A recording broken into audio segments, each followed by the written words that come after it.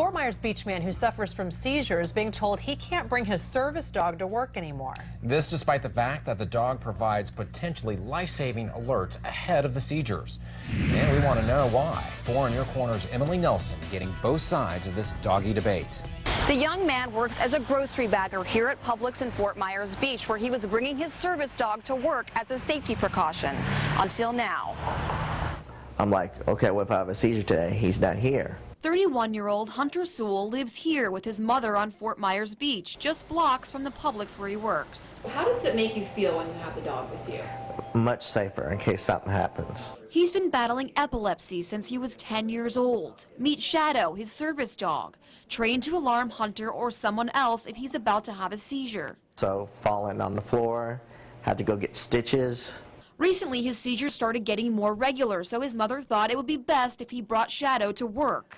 I mean, the dog goes into Publix, it goes to the restaurants, it goes on airplanes, it goes everywhere Hunter goes. Hunter clips Shadow's leash to his belt and says he sits or walks beside him while he does his job.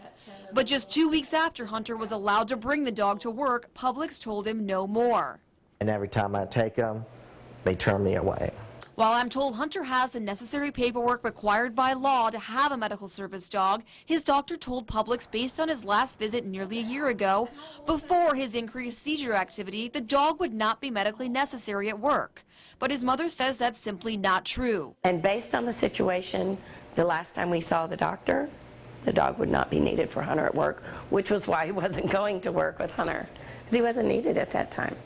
Hunter wasn't having seizure activity. I reached out to Publix and received this statement. If it is a medical necessity to have a service dog and a reasonable accommodation can be made, we will make every effort to make the accommodation. I'd asked Publix, when they first said he couldn't bring the dog to work, if they could wait until we met with the doctor.